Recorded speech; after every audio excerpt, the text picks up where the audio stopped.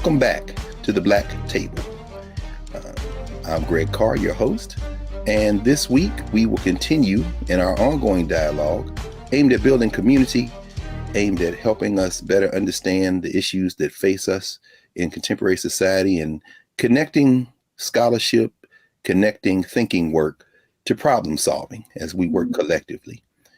Today, I'm very excited. We're going to have a conversation that really talks about how extreme wealth influences public policy, social policy, and more specifically, how the history of philanthropy in tandem with government over the arc of the last century or so have shaped the way that white supremacy, white nationalism, or white internationalism has maintained itself, often with the help of academics and scholars.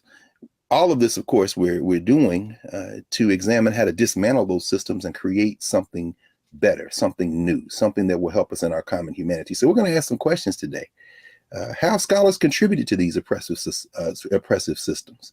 How has philanthropy and extreme wealth recruited scholars to help them maintain these systems of oppression? And we're going to do all that and more with Dr. Maribel Mori, who is the director of the Miami Institute for the Social Sciences. She has written a remarkable new book, White Philanthropy. And if you don't have it, you should go get it immediately. White Philanthropy, Carnegie Corporation's An American Dilemma and the Making of a White World Order. She has a PhD from Princeton, a JD from New York University School of Law, started out at Notre Dame, and a lot of other academic credentials. She was, before she started the Institute, a professor at Clemson University. She's worked at a number of schools, including overseas, Stockholm, Sweden. But most importantly, she has marshaled her considerable gifts and talents to independent institution building. We're going to hear about how her journey has led her to where she is right now. Professor Maribel Mori, so wonderful to have you here at the table. It's amazing. Thank you, Dr. Carr, for this invitation. No, Greg, please. Otherwise, I'm going to call you Dr. Mori, and then we just okay. No, I'm just saying, look, one of the beautiful things, y'all, is we dropping all pretension. Yeah, no, I like it. Well, I mean, you've guided us in that. I mean, so we absolutely want to enter this conversation. I'm going to resist the urge and say at the onset that we want to have you back. We can't wait to have you back because I'm wondering what you think. Being a Notre Dame grad, I don't know if you've seen this new article in the New Yorker about Amy Coney Barrett. I'm like, I want to ask her about that, but I'm going to resist the urge and get right to the business. This book, White Philanthropy, fills a gap that I think those of us who work in fields like Africana studies, think about decolonial studies, probably knew needed to be filled. But until reading this book, really what you lay out is a roadmap for how we should think about this question of extreme wealth and its relationship to oppression. Could you say a little bit about what led you to write White Philanthropy? Okay. So my interest in An American Dilemma goes back to my undergraduate years at Notre Dame. So before I went to NYU and before Princeton, the PhD. And so back in the day, I was trying to make sense of my full identity as a Latina woman. And so I was very interested in the race-sex analogy. I was still separating my identities before I knew about intersectionality, which I was more exposed to in law school through critical race theory.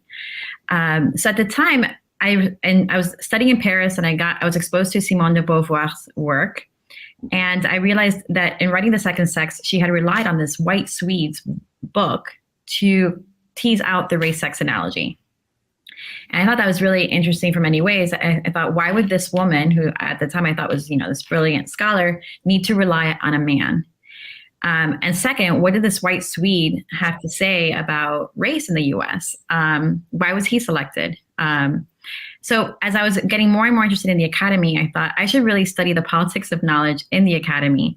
It was fascinating to me because no matter what I would say, I ultimately was sensing that no matter how brilliant scholarship I would create, my work would be, someone else's work would be cited instead. specifically a white Anglo-American man or someone with proximity to that identity, such as Gunnar Myrdal as a white Swede.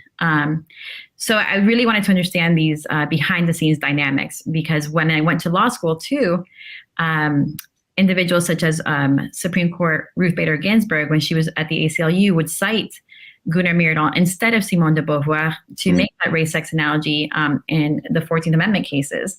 So I thought this woman who was obviously impacted by Beauvoir is choosing to cite Myrdal instead because she knows her audience. So I was already skeptical of the text through undergrad and grad and law school. And then when I went to Princeton, I was taking a class with Melissa Harris Perry, Dr. Melissa Harris Perry, on African-American political thought. And I asked her, I'm like, do you think this would be part of the canon? And knowing basically the answer, she said, absolutely not. And I was like, this is fascinating. Wow. So what does it mean to create knowledge, and for whom? Like, who is this knowledge being created for? So that's the beginning of my investigation. And when I figured out or started learning that he was funded by a foundation, that just took another interest for me, because again, being Cuban, being raised in this Cold War environment, there were only two political economies that were possible in my psyche. It was either profit maximizing capitalism, where you forgave all forms of profit maximizing, or communism. So who were these people, these white Anglo-Americans who were based in New York, who seemed to want to solve social problems, but not enough to be a Che Guevara? They definitely were not Che Guevara. So who are these people? And what does it mean for them to address problems, and for whom? And what are they trying to preserve or change? So I became very fascinated by quote unquote philanthropy. I see. This in itself is fascinating. I mean, first of all, to exhibit the kind of mastery that you display in the book, and to realize that this is something that you took up in your undergraduate years, which aren't that long ago. It really shows your commitment to really, and of course, well, there may be somebody who's watching the table right now who might not know the book, An American Dilemma. And I think one of the things that you've talked about, and I've seen even when you've been in conversation across the board, getting beyond our Rolodexes. I love the way you talk about that, looking horizontally and, exploding this whole notion that knowledge should be privileged for just a select few or people in our networks. If you wouldn't mind just taking a second for those who may not be familiar with Gunnar Myrdal's book, to help folk who are now learning for the first time about An American Dilemma know what that is. Yeah, so it was a book published in 1944. It was completed in 1942. In the late 1930s, Carnegie Corporation of New York, and I'm going to put a parenthesis to that, Carnegie Corporation of New York is a foundation established by steel titan Andrew Carnegie in 1911. And it was started to fund projects in the US, ultimately also Canada and the British colonies. And part of their funding, they fund knowledge production, was a study. This was commissioned by one of its presidents in the 1920s, who wanted a comprehensive study in the social sciences on Black Americans. And Greg, I'm sure we'll talk about the purpose of the study ultimately.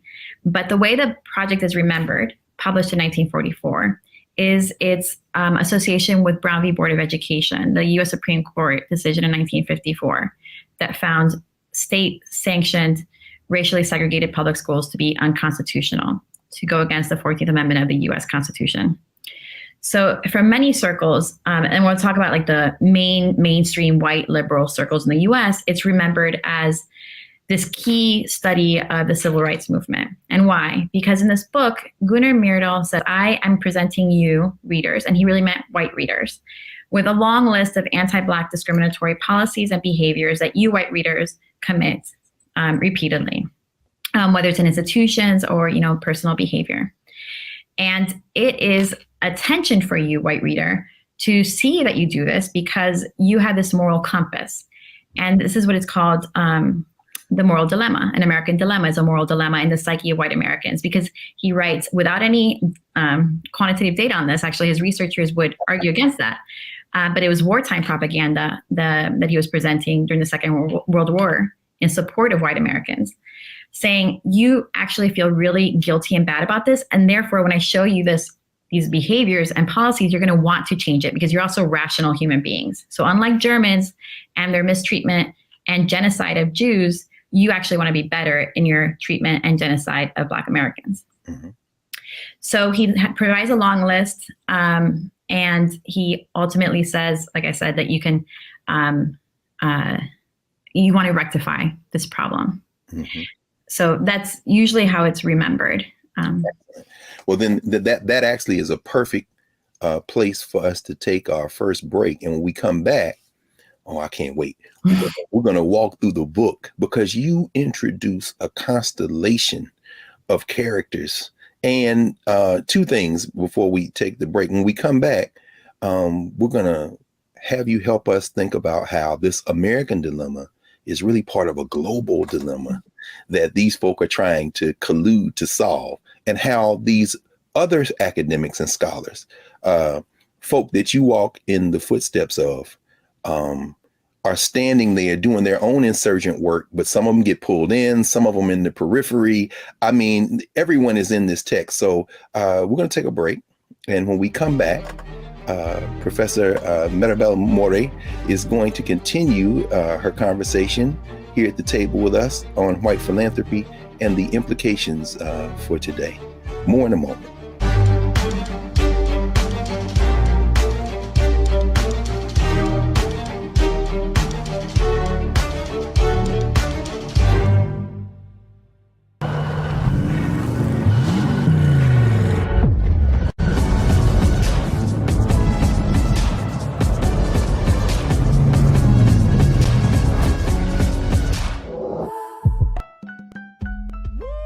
We're all impacted by the culture, whether we know it or not. From politics to music and entertainment, it's a huge part of our lives, and we're going to talk about it every day right here on The Culture with me, Faraji Muhammad, only on the Black Star Network.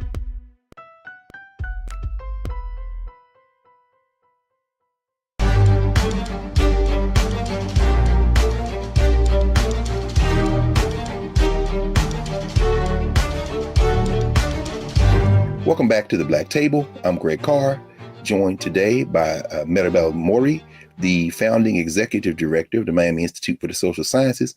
And we're talking about white philanthropy, her recent book, University of North Carolina Press. I always want to put Duke and North Carolina in the same press, but that's not the case. And we're talking about the book, and we're talking about the implications of her work as it relates to, our contemporary landscape of academic problem solving. Maribel, I want to jump right in. As I said before, you've got this astonishing range of characters, and as you dedicate the book to W.E.B. Du Bois, and are very careful as an African American intellectual historian to thread the narrative of these Black scholars throughout the text. But having done that, you open chapter 1 with Andrew Carnegie, who's at all this money and is going to influence all of these people up to it, I guess, and including today. Could you talk a little bit about the significance of Carnegie, and then cats like Thomas Jesse Jones, who I always construct in my mind as a villain? I mean, and all these. Could you talk about these early philanthropists and how they're really hell bent on trying to direct the shape and future of how Black people are going to move in the world? Mm-hmm. First of all, I love that we can talk about Thomas Jesse Jones for a while, right? Yes. Carter Woodson was very big. I have an article coming out explaining how W.B. Du Bois was an early critic of philanthropy. He was so on top of all directions. And Woodson too, specifically on the Encyclopedia Project, and also Black education. And he was on to Thomas Jesse Jones's funding patterns and impact. Okay, so the book, this white philanthropy book, traces the intellectual history of an American dilemma. So in that context, it really shows how this president who commissioned the work, what he was trying to do with this project in the US. And to do that, we go back in time, right, to earlier projects that he financed in British Africa in the 1920s and 30s. That said, I didn't want to present it as if this president, Frederick P. Keppel, came in with a blank slate into an organization with no vision and just plopped in, right? So he's working within an institutional context. So what is that institutional context? And Keppel is president of the Carnegie. That's correct. Thank you. Yeah. So Keppel is president of Carnegie Corporation of New York, founded by Andrew Carnegie in 1911. So, and Keppel becomes president in the 1920s. And leaves in the early 1940s.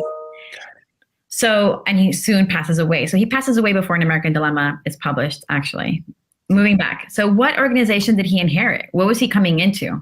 As we know right now with, let's just say in the academy, if we talk about the Harvard letter, right? We know that institutions have their context. So even if you have your own model, vision of what you might do in your scholarship, you're coming into an institution that already has patterns of behavior. Yes. Like Carnegie Corporation, what are those patterns of behavior? So Andrew Carnegie passes away in 1919. And he has people on the board that follow his vision. But what is his vision, right? And how is it understood by the people who feel empowered to speak on his behalf? In the foundation world, they call it, right, donors' intent. So how do they express donors' intent in the organization? So James Bertram was his personal secretary who would field letters asking him for money, asking Carnegie for money before Andrew Carnegie established Carnegie Corporation, which ultimately moved his private philanthropy office into a more institutional setting of board of directors and staff. And he said, he would help the president, Keppel, understand what British colony meant. So Keppel inherits an organization that says, in its charter, we fund projects in the US, Canada, and the British colonies. Well, there's a question of what are these geographic spaces? Does the US include the Philippines?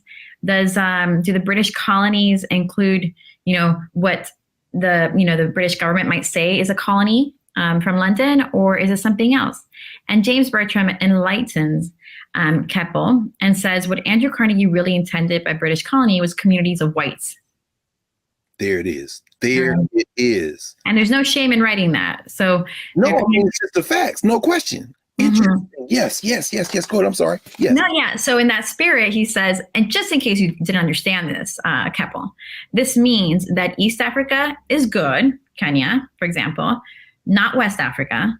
South Africa is good, even though it's not officially a colony. And so is New Zealand, Australia, not officially colonies. So you could be a British Dominion, British Commonwealth, but not all British colonies would go into this vision of communities of whites. And what he said was, it's not just having white people there, it's a space where white people could dominate. Therefore, for example, India would never receive funding from Carnegie Corporation. And so this shapes the funding patterns of the organization in the 20s in an informal way. Ultimately, they do adapt their charter to include British dominions, to basically have on paper what they were already doing in practice informally. And as you so brilliantly lay out, you've got these parallel tracks that end up informing each other and merging. But at the same time, I mean, in some ways, hasn't Carnegie and some of these other philanthropists, too, these railroad cats, cut their eye teeth domestically with like Booker T. Washington? They start in the 19th century, huh? So while they're expanding and looking at these interests in Africa, what's Carnegie doing domestically that's going to help us think through this as this thing emerges, the American Dilemma? Yeah. So Andrew Carnegie himself was very enamored with Booker T. Washington, and he gives a speech in Edinburgh, Scotland, in the 1910s and late 1900s, the aughts, and says this is an educational model that can be used across the British Empire for other colonized groups. The Tuskegee model. Yeah. So he underscores what Booker T. Washington was accomplishing in Tuskegee and says if we had only applied this model of education in India earlier, we could have avoided the whole problem. And by problem, he means, colonized people pushing back and challenging, revolutionizing. Yeah. And in his vision, so that's one. So Andrew Carnegie had the vision of expanding the Tuskegee educational model internationally as a means of dominating colonized groups, okay? And in a complementary way, his vision of international peace included and underscored Anglo-Saxon unity. Wow. That is truly remarkable. I mean, just given the context, here we are in 2022. I mean, at Howard University, there's a Carnegie Library. I mean, he puts libraries everywhere. But I think about the fact that Howard trustees added Booker T. Washington in part to get Carnegie's money. And Carnegie had almost shied away from that liberal arts type of model. And to hear you talk about Tuskegee, which, we know Booker T. Washington had his own ideas. I'm probably a little bit more charitable toward Booker T. than some people. But my mom from Alabama, so I kind of see Tuskegee. But they are plowing so much money into shaping the sensibility of these people that they want to continue to oppress from now on. We're going to take a pause here, but when we come back, Maribel, lead us now into the first third of the 20th century, if you don't mind. As these plans begin to take shape and they begin to generate these documents, these surveys, these huge, that telephone book that you made me dig out of my library, Laura Haley.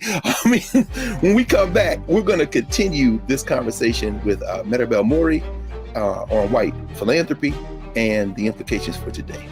Back in a moment.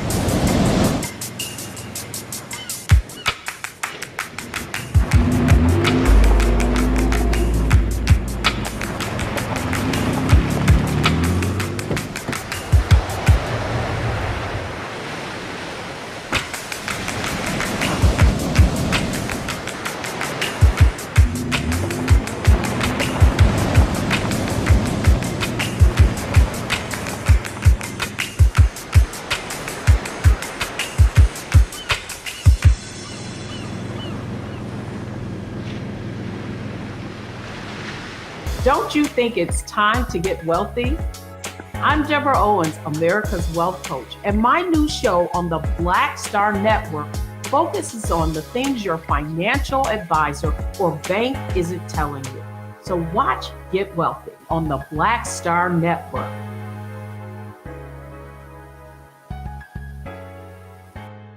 Folks, Black Star Network is here.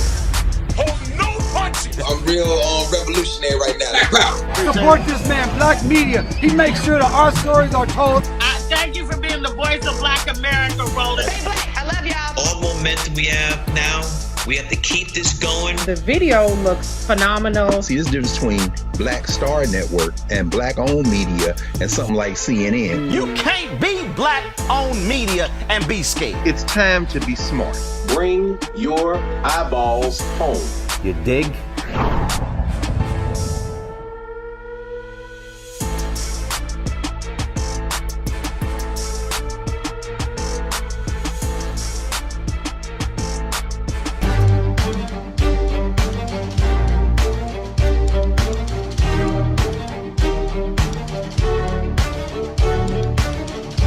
Welcome back to the Black Table. Greg Carr, Maribel Mori, and we're talking about white philanthropy, and we're talking now about the first third of the 20th century with Maribel. Professor Mori, pick up where you left off. So Carnegie has begun. I think he actually generated a report in the 20s, right? I mean, he has a text that his name is attached to, but we're going to see the blueprint in part for an American Dilemma be generated there in the 1920s. Could you talk a little bit about it? This other cat that emerges, Malcolm Haley, and I know there's everybody else to talk about. So take it however way you want to. Okay, so Andrew Carnegie passes away. James Bertram is his personal secretary with lifetime appointments on the board. And there are two other personal secretaries who have lifetime appointment on the board, who all pass away around the same time in the 30s. Okay, so here we have Frederick P. Keppel as president of Carnegie Corporation in the 1920s. When he comes on board, a lot of the funding for projects in the U.S. had already been committed by the prior president. You know, before leaving, he's like, bum, bum, bum, bum, bum, bum, bum. Here are grants. Good luck, next president. You have nothing to be able, you can't do much here. Wow. And so Keppel started finding some interest in the smaller, they call it the special funds for projects in Canada and the British colonies.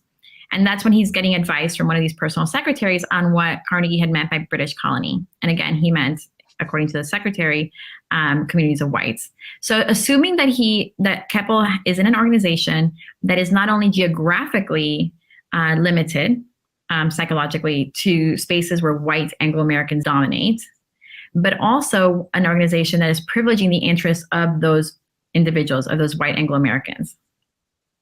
So that's when he starts thinking, okay, well, I'm within this framework. What can I do? What do I want to do?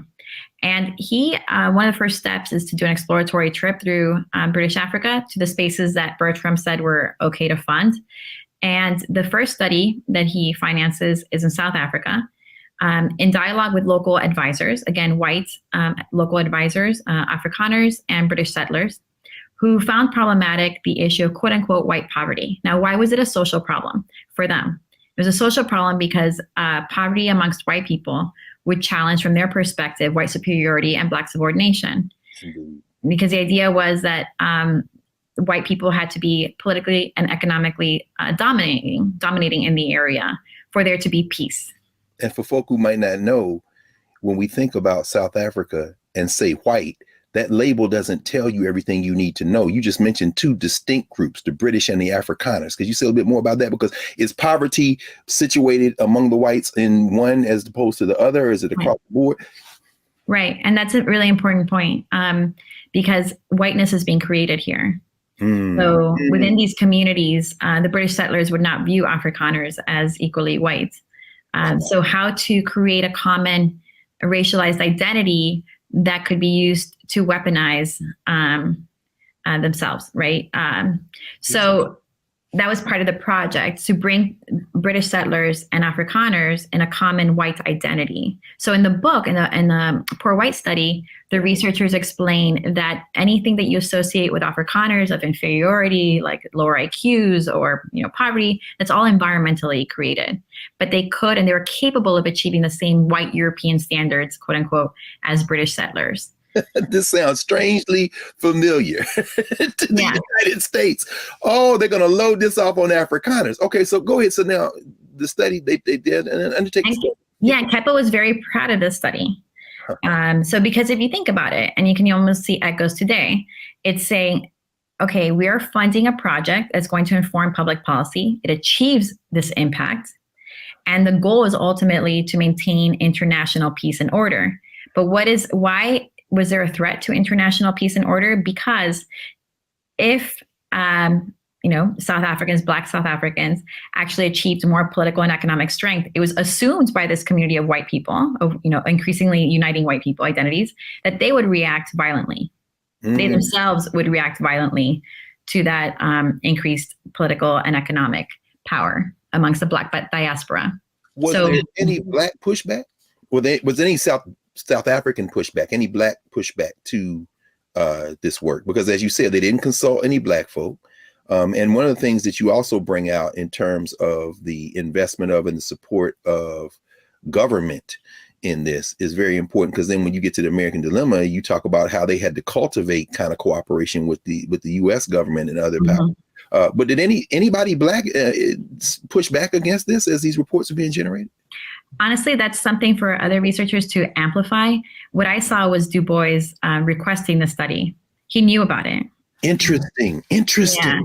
Yeah. So Du Bois was very on top of Carnegie funding in Africa in the 1920s and 30s. He's like, "Can you send me a copy? I just want to read it."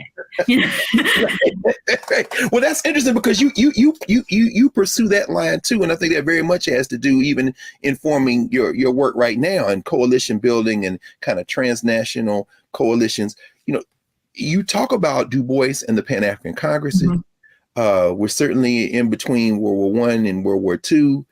You have the anti-colonial movements, but Du Bois isn't just concerned about the affairs of Black folk in the United States. Well, I guess neither is Booker T. Washington. I mean, could you talk about how perhaps Black internationalism, which isn't really fully developed at this point, but how they might look at that as a threat to their plans? No, they knew. I mean, so W.B. Du Bois knows that Carnegie Corporation is privileging the interests of white people across the Atlantic to the point where he tests the boundaries. He's like, I'm going to make them say it to me. So he says, I know your fellowship program. He's talking to another colleague in letters and says, I know this fellowship program is only bringing back and forth white scholars. The Carnegie Corporation has like a fellows program between South Africa and the US. So he writes to Keppel and says, I would like to go. I want to go to South Africa. And Keppel doesn't know how to tell him no, because a lot of these actors in philanthropy very much admire his brilliance. Interesting. But also are scared of him, of his intelligence and his ability to, bring people together. So Keppel ultimately says, I have relied on my advisors in South Africa, note white advisors, and they think it would be an issue, problematic for you to go. So I can't. So that's one where they see the power of these organizations in creating opportunities for scholars and leaving out others. And also the amount of money, the wealth.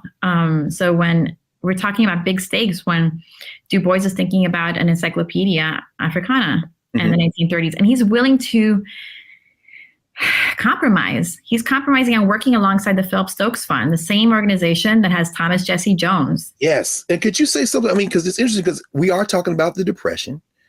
And you write about how Rosenwald, for example, loses his, and as somebody whose mama went to a Rosenwald school, we know the impact of Rosenwald in tandem with Booker T. Washington building those schools in the South. But Rosenwald's money's gone. I mean, could you talk about how these foundations are actually working with each other? And that encyclopedia, the Negro example, and I think this chapter 7, you really do a deeper dive into those politics. You say something about how they really are working with each other, these companies or these corporations, these philanthropic organizations. Yeah. So Thomas Jesse Jones started out working for the federal government, and I'll say who he is. He becomes this white expert, quote unquote, and a lot of what I say is in quotation marks, but the white expert on Black education. That's who he becomes for this network of individuals in philanthropy. Okay, so in the 1910s, he writes this book. Yeah? No. I'm just thinking about that. That too has a contemporary, these white experts on Black education that have a lot of money from foundations. Anyway, please continue. I'm not going to name any names. Go ahead. No, but that's part of my, if you're like, just as a side note, that's part of my early midlife crisis in writing this book. Oh, we're going to look. Hey, y'all, when we get this, we this is a build up to the work that's going on now. So pay very close attention, because I think, Professor Morey's going to recruit us into some work before this is all over. Go ahead. No, go ahead. Please continue. I'm sorry. Yeah. So, so Thomas Jesse Jones publishes this report. He works in the federal government at the time. The Phelps Stokes Fund, backing up, had asked Booker T. Washington what kind of study would be useful right now. And Booker T. Washington, said a survey of Black schools. And he recommends Robert Park to write the survey. He's aware that these funders want a white guy. So he recommends Park. But they instead choose Jones, who's working in the federal government, because they're thinking this would be really helpful to have the stamp of the federal government on this study, and it could be really circulated very well. Well, that works out in many ways, but in other ways not, because you have people in Congress who say, what is this money doing in the federal government? Not a lot of people know about the Phelps Stokes Fund, but they know, to your point, it's all part of a close-knit network where a lot of these individuals are overlapping board memberships. In New York, these are all organizations: Phelps Stokes Fund, Carnegie Corporation, Rockefeller organizations, which included General Education Board, Laura Spelman Rockefeller Memorial, the Rockefeller Foundation, and they're all intertwined. Spelman Rockefeller as in Spelman College? Spelman University? Yeah. Wow. Okay, y'all know these HBCUs be named for a lot of these people. Anyway, go ahead. Yeah, you go to Tuskegee and you see all the different buildings, too. Yeah. So they recruit Jones from the feds, and then they're questioning, but you see the overlap. So they kind of they're saying, I know the face of it is Phelps Stokes, but right behind it is Carnegie and Rockefeller, and I do not trust these profit maximizing individuals in industry. Yes. So what are they doing educating our children? So Jones pops out from the federal government and becomes the specialist of education for the Phelps Stokes Fund. He comes under the umbrella, and he starts guiding all these organizations and how they should fund Black education after the passing of Booker T. Washington, Andrew Carnegie, this first layer of people. He's advising the next layer of staff members, and saying this is a right policy, the one that Carnegie and Washington really subscribed to. So that's the first study you see in the 1910s with Jones. And then he ultimately produces 2 more studies of Black education in colonial Africa, recruited by the same network. Wow. So, and so it's fascinating because, of course, we think about Woodson, whose money from these foundations dries up right around the time he publishes Miseducation of the Negro. Mm-hmm. One of the reasons he refuses to connect with the HBCUs, and that's where they're putting their money. And they say, well, we'll keep funding the Association for the Study of Negro Life and History if you'll just affiliate with an HBCU. And Woodson not only refuses and loses his money from that, but that Encyclopedia of the Negro, as you write about what he and Du Bois, neither of whom, I guess, as you write, were not invited to the initial meaning to plan an Encyclopedia of Negro, but you write about the fact that what they have in mind, even with their differences with each other, is very different than what these funders have in mind. I mean, it's an Encyclopedia of the Negro, right? That would help all of us. But what do they have in mind that's different than Du Bois and Woodson and the Black scholars? What Washington, well, not Washington, Booker T. Washington in some way, but what W.B. Du Bois and Carter Woodson were invested in is precisely what these white funders were scared of. Wow. Okay, so which is what? They were invested in a rising Black identity, connections between the U.S. across the Atlantic, and pride, and pushing back against white supremacy and Black subordination, right? Through the use of knowledge. Like and it brings it down to that question, like you're asking, and we're all invested in what is knowledge for and for whom? And for them, the Encyclopedia Project was about bringing to light all these different levels of achievements. And again, that definition of achievement, we could break it down, right? Like, what does it mean? Are we playing into this white definition of achievement, or is it a different one?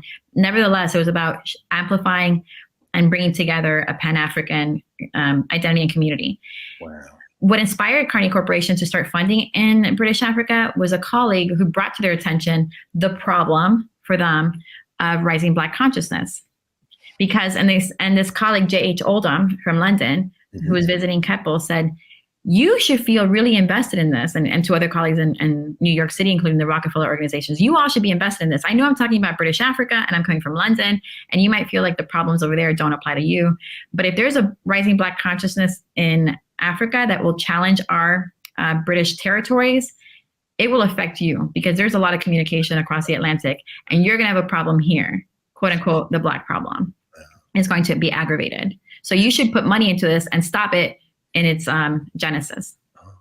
So we're going to pause here, and when we come back, if you'll help us with the birth of an American dilemma, what they hoped to accomplish with it here in the United States that connected to this larger issue they're grappling with of the problem, and the problem clearly is non-white peoples in the world, and the implications, what you've learned from that, and how that even has transformed your own practice, your own work, and how we can be connected to that work. We'll be back in a moment at the Black Table, so stay tuned.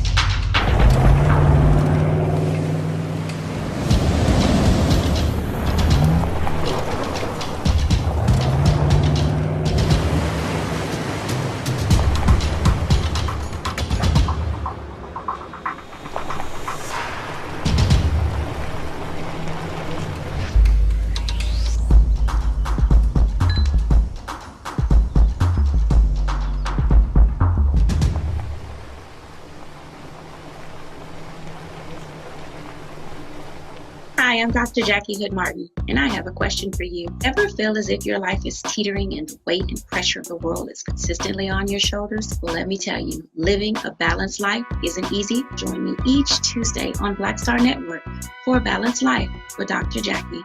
We'll laugh together, cry together, pull ourselves together, and cheer each other on. So join me for new shows each Tuesday on Black Star Network, A Balanced Life with Dr. Jackie.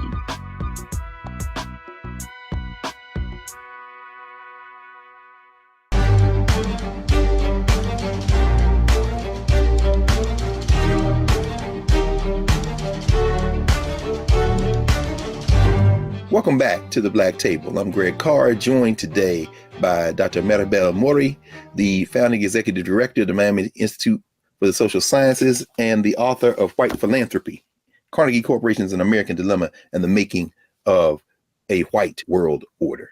So with that in mind, Prof, when we left, you had walked us right up to the edge of the recruiting by the Carnegie Corporation of Gunnar Myrdal, bringing him in, he and his wife, who have done some incredible work in social science, but again, replicating this pattern of asking white folks first, they had approached white scholars domestically to do kind of a national study on Black folk. I think you write about Melva Herskovits, whose shadow we still live in, apparently. And, could you talk about Myrdal, what that study meant, how it involved Black scholars, and ultimately what was the purpose of the study and the thrust? Because you also write about a national study, but policy making is local and state. And so could you talk a little bit about what they're really up to and after and how Myrdal fits in all this? Okay, I'm going to really try to just bring it all together. Yeah, no, please. Yes, all right. Got your way. Okay, so usually scholars have tended to underestimate the vision of Frederick P. Keppel as president of Carnegie Corporation. And with that, then disconnected the organization's work abroad from its work domestically in the US. So what I've done in this research is really just getting bored over a decade in the archives. And I went through Keppel's uncatalogued boxes. Like I know about his children, his Christmas cards, blah, blah, blah. I got into his— Can I just footnote this for everybody? Scholars who work like this, but what you did, when you detailed your research methodology, this took a decade, right? Thousands of pages of work, unprocessed collections. It's truly remarkable as a feat. I just want to say that to you publicly, because that's no joke. Thank you. You think I have a high tolerance for boredom. Okay. You said I know about his children. I know how that's all the receipt. Yeah. So it's getting into the psyche. And so I could trace his funding patterns and what he was invested in. And so this goes to the purpose of An American Dilemma, because in the US, we're so programmed in our educational system, from a wee size, to associate the national level with more progressive policies. And obviously to associate this book, An American Dilemma, cited in Brown v. Board of Education, as a progressive text. Yes. Though scholars such as Derek Bell really pushed back against that in his analysis of Brown v. Board and his experience working for the NAACP Legal Defense Fund, right? Yeah. But the mainstream was that the national level, Brown v. Board is all progressive. So understanding Keppel as being invested in this project and coming from this transatlantic funding interest, I started saying, oh, wait, he talks about Black people and white people transnationally. And he has advisors in the 1930s. After that study in South Africa, they shift to advisors in London who are financing and planning this African survey with this colonial officer as director. So Keppel is still invested in funding cooperative studies in the social sciences, but while the Poor White Study in South Africa was authored by each researcher, they authored each one their own separate volume with the joint findings, bringing it together. Interesting. Yeah, because you said Haley had a crisis, right? He just got overwhelmed. So this is really other people's work, except they got to put their names on this one. So in the first one, they do that, right? So they each take their turn. They don't know exactly what Keppel means by cooperative social sciences, but they see the dollar amount behind it. They're like, whatever it is, we'll do it. We can do it, right? Yeah. Wow. And then in Chatham House, the new advisors in London, they say, yes, let's do this cooperative social science study, but instead of having a horizontal structure where each one gets credit, let's have one person in charge who has public policy experience, being governing, dominating over colonized people in the British Empire, synthesize this material and produce the final report. And he does, like he has a nervous breakdown. But that is a research model that Keppel starts translating for US context. So you're gonna have an invisible team of researchers and someone with public policy experience who could translate that knowledge into public policy recommendations, like a vision forward. And also the intent of the project. So an African survey's intent, while the problem in South Africa was quote unquote white poverty, the problem that the Chatham House advisors perceived was that all these different imperial powers in Africa were addressing issues on the continent differently. And if you were not in sync as white people, you would lose control. That was the vision. So let's bring us all together, white people, and get control over this continent, or what happened or is happening in India will happen here. And so having a cross-imperial exchange of knowledge in order to help solidify white domination on the continent. Similarly, in the US context, so you had this research structure I already mentioned that was an echo, and the purpose was to help policymakers across the country learn from each other's policies and then can become much more in sync. That's slightly different than saying that you necessarily want the federal government to be passing federal laws to bring everyone in sync. There is a space there to think that the states themselves, like separate imperial powers in Africa, could learn from each other and become more in sync and still leave public policies at the state and local level. And yet, during the process of writing this project, we're talking about the New Deal, Keppel and Myrdal start thinking that, you know, the federal government could play a bigger role in helping to standardize policies. Now that's interesting because you make me think about the fact, and I'm thinking even now about the legal fight. Who was it? The Marigold Report, when the NAACP, when the Legal Defense Fund began in the 30s to look at attacking segregation, and that too was funded. I forget the name of the corporation, but Charles Hamilton Houston, those guys, as Ralph Bunche writes at some point, I think it's Journal of Negro Education, says, you know, the Negro is a special ward of the Supreme Court. So the Black scholars are already thinking national, trying to subvert this apartheid in the United States. But you're saying that these foundations and these white scholars had to construct some kind of national consensus or build some momentum, because that's not how this was playing out in the U.S., as distinct from what was going on in it. That's right. Nobody asked for this study in the U.S. So while nobody asked, okay, yes, go ahead. Nobody asked for it, and that was Keppel's anxiety. So people asked for it in South Africa, right? South African advisors. In Chatham House in London, they asked for it. When he's thinking of transferring this project to the US, nobody's asked for it. And he knows that any national study would be controversial in the US. So he very much does not have a hosting institution like he did for the two prior studies. He becomes the overseer of this study. He rents offices for Myrdal down the street.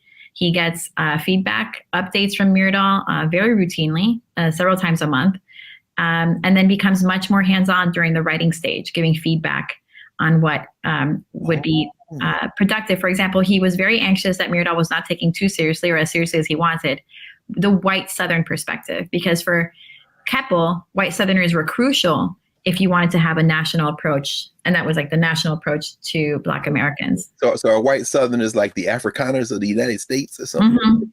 Wow. Yeah, I mean, your connections, my good. So okay, so how does Myrdal, because the Myrdals are coming obviously from out of the country. How do they recruit these Black scholars who end up working with them? Because they don't get credit. I mean, how does that, Myrdal approaches them? Is he given a list? How's it, for people to understand how this happened? Because a lot of American Dilemma, that scholarship isn't Myrdal's original scholarship, right? I mean, the way you talk about it. Yeah, so the SSRC helps. Keppel was long inspired by the SSRC, even from the start when he helped finance a project in South Africa. And that's another one of those foundations, the SSRC? Social Science Research Council is a recipient of funding. Oh, I see. And they're still around. Yeah. Okay. Okay. So they help this vision of collaborative research projects, bringing researchers across the disciplines and the social sciences together outside of, from different universities. And Keppel really does not have a hosting institution. So he's reaching out to the SSRC for help in bringing this together, something that he's doing very much in-house. And this is Donald Young specifically at the SSRC, the sociologist who helps recruit scholars. So Ralph Bunche is coming back, for example, from a research sabbatical financed by the SSRC. And Young is like, oh, you need to come and do this project. This shows you, if you see the dynamics between the SSRC, Carnegie Corporation, and Black scholars, power, right? Power is central here because yeah. I mean, if you have one string is the power of Carnegie Corporation to solicit the help of SSRC. SSRC is a recipient of funding of, the Carnegie and Rockefeller groups. So how much wiggle room do you have to say no? Right. People asked Young to write a report saying, if you have statesmen in charge of this project, how do you see it going about? And Young writes a report, like a memo, and Keppel uses it for to convince his board. But Young never explicitly said, this is what we would want. But the power of the organization to get this information from someone like Young with the promise of, the amorphous promise of funding.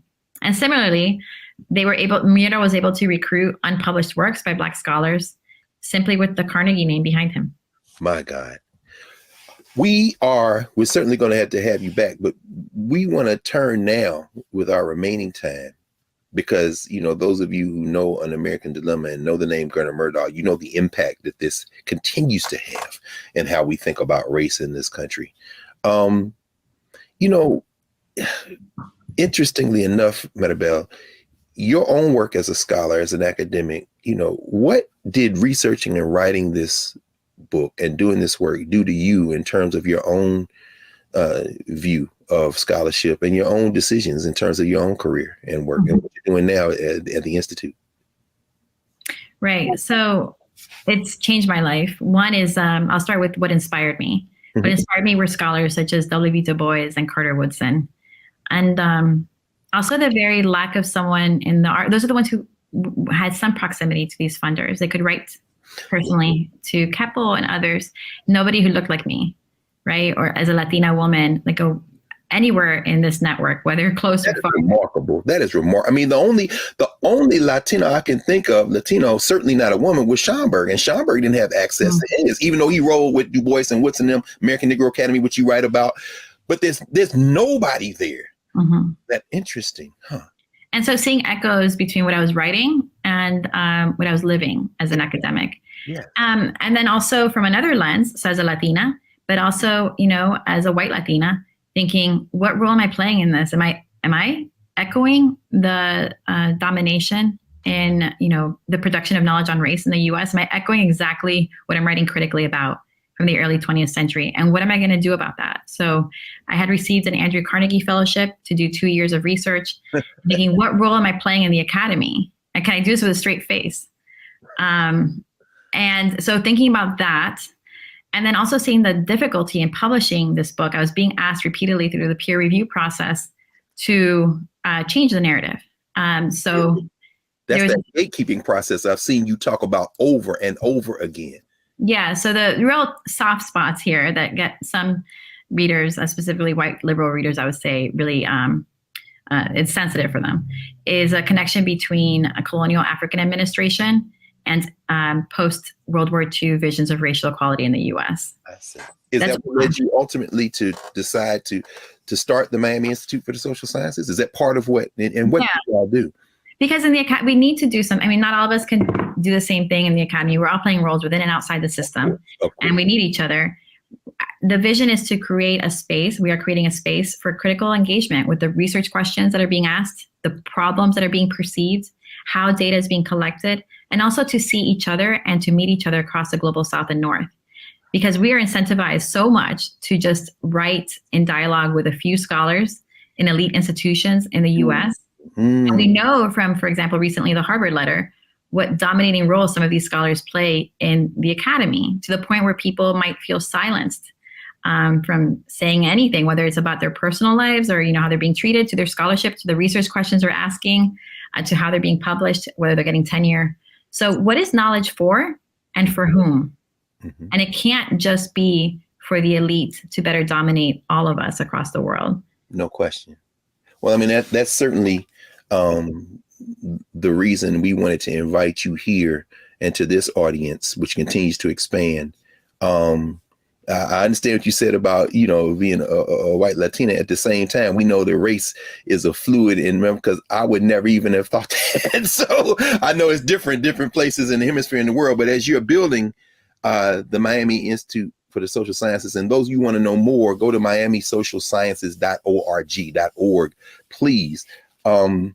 This notion of getting beyond these straitjackets, these boundaries, and what you've given us in terms of a record of how extreme wealth has been used to preserve inequality, and maybe even some roadmaps to how we can either reverse engineer it or jailbreak it all together. I mean, we're really grateful, and I hope you'll come back because we have everything else to talk about. So I would love to. It'd be an honor. Thank you. No, thank you. With great pleasure. We're going to, with that, pause with the Black Table. When we come back, we'll clear the table and we will get ready for our next convening. So back in a moment.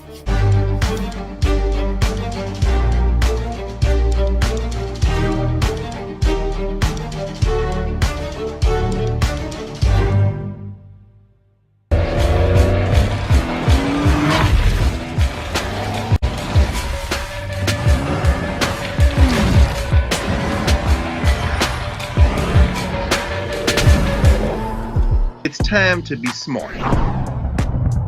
Roland Martin's doing this every day. Oh, no punches! Thank you, Roland Martin, for always giving voice to the issues. Look for Roland Martin in the whirlwind, to quote Marcus Garvey again. The video looks phenomenal, so I'm really excited to see it on my big screen. Support this man, Black Media. He makes sure that our stories are told. See, this difference between Black Star Network and Black-owned media and something like CNN. I got to defer to the brilliance of Dr. Carr and to the brilliance of the Black Star Network. I am rolling with Roland all the way. Honored to be on a show that you own. A black man owns the show. Folks, Black Star Network is here. I'm real revolutionary right now. Roland was amazing on that. Stay black. I love y'all. I can't commend you enough about this platform that you've created for us to be able to share who we are, what we're doing in the world, and the impact that we're having. Let's be smart. Bring your eyeballs home. You can't be Black-owned media and be scared. You dig?